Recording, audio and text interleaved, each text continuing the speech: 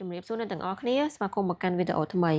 សម្រាប់ថ្ងៃនេះដែររៀងផ្លាយជាងរដងតិចដោយសារតែខ្ញុំលើកយកប្រធានបទមកនិយាយនោះគឺការវិនិយោគអញ្ចឹងខ្ញុំជឿថាអ្នកទាំងអស់គ្នាប្រកាសជាធ្លាប់ឮពាក្យថាវិនិយោគហើយអាចថាតាមរយៈបណ្ដាញសង្គមតាមរយៈទូរទស្សន៍ឬក៏តាមរយៈវិទ្យុអីផ្សេងឧទាហរណ៍ថា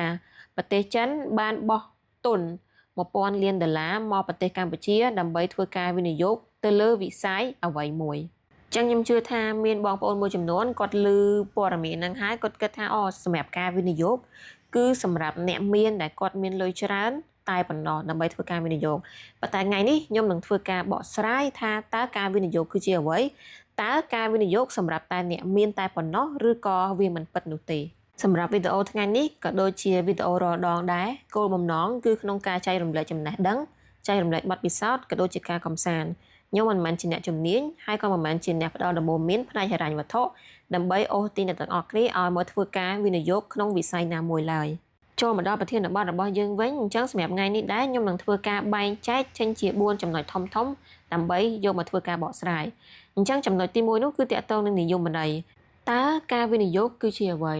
អញ្ចឹងនិយមន័យរបស់ការវិនិយោគនោះគឺការប្រើប្រាស់លុយឬក៏ទ្រព្យសម្បត្តិរបស់អ្នកដើម្បីឲ្យវាទៅរកលុយមកបន្ថែមទៀតអញ្ចឹងមានន័យថាអ្នកទាំងអស់គ្នាដាក់លុយរបស់អ្នកទាំងអស់គ្នាចូលទៅក្នុងអ្វីមួយអាចថាជាអាជីវកម្មជាអចលនទ្រព្យមាសគ្រីបតូឬក៏ភាគហ៊ុនអីផ្សេងហើយអ្នកសង្ឃឹមថាវានឹងកើនតម្លៃឲ្យអ្នកបានចំណេញនៅថ្ងៃក្រោយអញ្ចឹងលុយរបស់អ្នកនៅថ្ងៃអនាគតវានឹងច្រើនជាងលុយដែលអ្នកទាំងអស់គ្នាបានដាក់ចូលនៅពេលឥឡូវនេះអញ្ចឹងខ្ញុំសូមឲ្យឧទាហរណ៍មួយដើម្បីឲ្យអ្នកទាំងអស់គ្នាងាយស្រួលយល់អញ្ចឹងខ្ញុំជាអ្នកដែលប្រើប្រាស់ផលិតផល Apple ហើយខ្ញុំជឿជាក់ថាក្រុមហ៊ុនមួយនេះនៅថ្ងៃអនាគតគាត់នៅតែបន្តរកលុយបានច្រើនក៏ដូចជាការបន្តអភិវឌ្ឍខ្លួនដូចជាផលិតផលថ្មីជាច្រើនដែលល្អប្រសើរជាងនេះដូច្នេះដោយមូលហេតុនេះហើយទើបខ្ញុំសម្រេចចិត្តវិនិយោគជាមួយនឹងភាគហ៊ុនរបស់ Apple ពីព្រោះខ្ញុំគិតថានៅថ្ងៃអនាគតភាគហ៊ុនរបស់ Apple នឹងឡើងថ្លៃជាងតម្លៃឥឡូវនេះចាអញ្ចឹងនេះគឺជាឧទាហរណ៍មួយពីការវិនិយោគប៉ុន្តែតើតើនឹងការវិនិយោគវាមិនមែនតែមួយនេះទេវាអាចមានច្រើនទម្រង់ច្រើនប្រភេទជាងនេះទៀតចំណុចសំខាន់មួយទៀតដែលខ្ញុំចង់បញ្ជាក់ពីការវិនិយោគនេះដែរគឺការវិនិយោគមិនមែនជាវិធីសាស្ត្រដែលធ្វើឲ្យអ្នកខ្លាយជាអ្នកមានក្នុងរយៈពេលខ្លីនោះទេអញ្ចឹងការវិនិយោគគឺតម្រូវឲ្យអ្នកទាំងអស់គ្នាមានភាពអត់ធ្មត់និងភាពវៃឆ្លាតសម្រាប់តកតងនឹងភាពវៃឆ្លាតនោះខ្ញុំចង់បានន័យថាមិនមែនការវិនិយោគទាំងអស់គឺធ្វើឲ្យលុយរបស់អ្នកទាំងអស់គ្នាកើនឡើងនោះទេអញ្ចឹងអ្នកទាំងអស់គ្នាត្រូវធ្វើការសិក្សាស្រាវជ្រាវបន្ថែមពាក់ព័ន្ធទៅការវិនិយោគមិនថាជាវិស័យអចលនទ្រព្យវិស័យគ្រីបតូភាគហ៊ុនមាសអ្វីក៏ដោយវាតែងតែមានចំណុចល្អហើយក៏មានចំណុចហានិភ័យដូចគ្នាអញ្ចឹងអ្នកទាំងអស់គ្នាត្រូវធ្វើការសិក្សាស្រាវជ្រាវមុននឹងធ្វើការសម្រេចចិត្តវិនិយោគសម្រាប់ចំណុចទី2តើហេតុអ្វីបានជាអ្នកគួរតែវិនិយោគដូច្នេះសម្រាប់ចំណុចនេះគឺតាមយោបល់របស់ខ្ញុំផ្ទាល់គ្រាន់តែការសន្សំលុយមួយមុខប៉ុណ្ណោះគឺមិនទាន់គ្រប់គ្រាន់នោះទេហេតុអ្វីបានខ្ញុំហ៊ាននិយាយបែបនេះគឺដោយសារតែអតិផរណាពីមួយឆ្នាំទៅមួយឆ្នាំ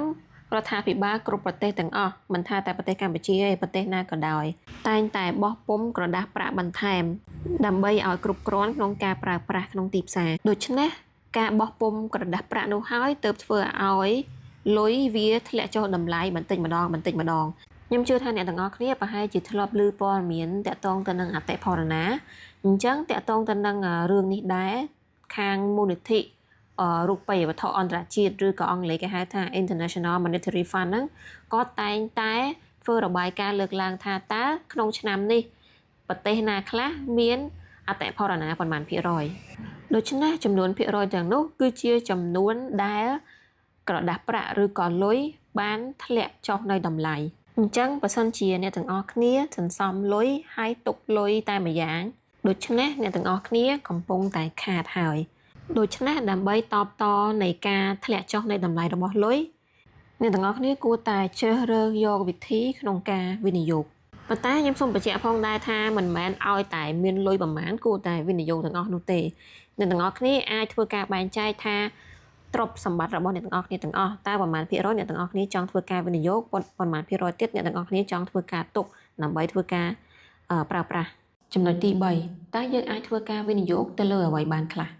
អ ចឹងសម្រាប់ចំណុចមួយនេះដូចខ្ញុំបាននិយាយពីខាងដើមចឹងការវិនិយោគគឺវាមានច្រើនទម្រង់ចឹងអ្នកទាំងអស់គ្នាអាចធ្វើការវិនិយោគទៅលើវិស័យឬក៏អ្វីមួយដែលអ្នកទាំងអស់គ្នាគិតថាអ្នកទាំងអស់គ្នាបានយល់ច្រើនពីវិស័យមួយនោះហើយបន្ទាប់ពីឃើញភាពវិជ្ជមានក៏ដូចជាហានិភ័យអ្នកទាំងអស់គ្នាគិតថានោះគឺជាវិស័យដែលអ្នកទាំងអស់គ្នាចង់វិនិយោគទៅអញ្ចឹងខ្ញុំនឹងធ្វើការឲ្យឧទាហរណ៍ចំនួន7ដែលមនុស្សភាគច្រើនគាត់បានធ្វើការវិនិយោគទៅលើអញ្ចឹងទី1នោះគឺភាគហ៊ុនដោយដែលខ្ញុំបានឧទាហរណ៍ពីដំបូងអញ្ចឹងនៅពេលដែលអ្នកទាំងអស់គ្នាទិញភាគហ៊ុនរបស់ក្រុមហ៊ុនអ្វីមួយនោះអ្នកទាំងអស់គ្នានឹងក្លាយទៅជាម្ចាស់មួយផ្នែកតូចនៃក្រុមហ៊ុននោះហើយក៏មានន័យថាអ្នកទាំងអស់គ្នាទុកចិត្តទៅលើក្រុមហ៊ុននោះវានឹងមានភាពរីកលូតលាស់ទៅថ្ងៃខាងមុខទៀតទី2នោះគឺអចលនទ្រព្យវាអាចជាផ្ទះដីឬក៏តូបដែលអ្នកទាំងអស់គ្នាគិតថាវានឹងអាចកើនឡើងនៅតម្លៃនៅថ្ងៃអនាគតទី3នោះគឺ crypto វាគឺជាលុយ digital បើសិនជាអ្នកទាំងអស់គ្នាចង់ស្វែងយល់បន្ថែមពី crypto អាចចូលទៅមើលវីដេអូរបស់ខ្ញុំពីមុនបានទី4នោះគឺ bond ហ្នឹងភាគច្រើនគឺមាននៅក្រៅប្រទេសនៅប្រទេសកម្ពុជាយើងដូចអត់ទាន់មានទេអញ្ចឹង bond ហ្នឹងគឺ issue ដោយរាជរដ្ឋាភិបាលក៏ដូចជាក្រុមហ៊ុនធំៗមួយចំនួននៅពេលដែលយើងទិញ bond ហ្នឹងគឺមានន័យថាយើងឲ្យលុយទៅក្រុមហ៊ុនធំៗទាំងនោះក៏ដូចជារាជរដ្ឋាភិបាលខ្ចីក្នុងពេលវេលាជាក់លាក់ណាមួយហើយបន្ទាប់ពីពេលវេលាជាក់លាក់នោះចប់ពួកគាត់នឹងវិលត្រឡប់នៅលុយរបស់យើងមកវិញបូកបន្ថែមជាមួយទៅនឹងការប្រាក់ទី5នោះគឺអាជីវកម្មផ្ទាល់ខ្លួនអញ្ចឹងអ្នកទាំងអស់គ្នាក៏អាចបង្កើតអាជីវកម្មផ្ទាល់ខ្លួនមួយដែរដោយយកលុយរបស់អ្នកទាំងអស់គ្នាមកធ្វើការវិនិយោគពីលើហើយអ្នកទាំងអស់គ្នាជឿជាក់ថាអាជីវកម្មមួយនោះនឹងរីកចម្រើនទៅមុខទៀតដែលផ្ដល់នៅប្រាក់ចំណេញជារៀងរាល់ខែដល់អ្នកទាំងអស់គ្នាចំណុចទី6នោះគឺមាសអញ្ចឹងមានមនុស្សមួយចំនួនធំគាត់បានយកលុយរបស់គាត់នឹងទៅធ្វើការវិនិយោគទៅលើមាសហើយនៅពេលដែលតម្លៃរបស់មាសកើនឡើងគាត់ក៏បានយកវាទៅលក់ដើម្បីយកប្រាក់ចំណេញប៉ុន្តែក៏មានមនុស្សមួយចំនួនធំទៀតដែរដែលគាត់ទិញហើយទុកវាក្នុងរយៈពេលវែងអ្នកខ្លះអាចទុកថាជាទ្រព្យសម្បត្តិនៅពេលដែលពួកគាត់ចូលនិវត្តន៍ចំណុចទី7ដែលជាចំណុចចុងក្រោយនោះគឺវិនិយោគមកខ្លួនឯងផ្ទាល់តើវិនិយោគមកខ្លួនឯងផ្ទាល់នោះមានអីខ្លះសម្រាប់ការវិនិយោគទៅលើខ្លួនឯងផ្ទាល់ហ្នឹងគឺមានទម្រង់ជាច្រើនវាអាចជាការរៀនជំនាញថ្មីការរៀនភាសាមួយថ្មីទៀតការទិញទូរស័ព្ទការចំណាយទៅលើវិស្សមការផ្ទាល់ខ្លួនអញ្ចឹងទាំងអស់ហ្នឹងហើយគឺជាការវិនិយោគទៅលើខ្លួនឯងផ្ទាល់ដូច្នេះនៅពេលដែលអ្នកទាំងអស់គ្នាចំណាយលុយមកលើខ្លួនឯងធ្វើឲ្យខ្លួនឯងសប្បាយចិត្តជាងមុនសុខភាពល្អជាងមុនមានចំណេះដឹងច្រើនជាងមុននោះហើយគឺការវិនិយោគសម្រាប់ខ្លួនឯងឥឡូវយើងចូលមកដល់ចំណុចទី4ធំវិញគឺការយល់ខុសមួយចំនួនទាក់ទងនឹងការវិនិយោគខ្ញុំជឿថាមានមនុស្សមួយចំនួនធំគាត់នៅតែភ័យខ្លាចក្នុងការវិនិយោគដោយសារតែគាត់គិតថាដើម្បីធ្វើការវិនិយោគគាត់ត្រូវតែមានលុយច្រើនការពិតទៅសម្រាប់ការវិនិយោគគឺអត់ចាំបាច់មានលុយច្រើនទេមានតែ$10ក៏គាត់អាចធ្វើការវិនិយោគបានដែរអញ្ចឹងតាក់ទងទៅនឹងការវិនិយោគចាប់ពី$10ខ្ញុំនឹងធ្វើនៅក្នុងវីដេអូបន្ទាប់ហើយចំណុចទី2ដែលធ្វើឲ្យគាត់មិនអាចវិនិយោគបាននោះគឺការវិនិយោគគឺដូចជាការលេងល្បែងអញ្ចឹងកន្លែងនេះការពិតគាត់និយាយអត់ខុសទេការវិនិយោគគឺដូចជាការលេងល្បែងអញ្ចឹងប្រសិនបើគាត់អត់បានធ្វើការសិក្សាស្រាវជ្រាវច្បាស់លាស់មើលពីចំណុចវិជ្ជមានហើយនិងហានិភ័យហើយជឿតាមគេនោះការវិនិយោគគឺដូចជាការលេងល្បែងអញ្ចឹងចំណុចមួយទៀតនោះគឺគាត់គិតថាវិនិយោគឥឡូវគឺវាហួសពេលហើយ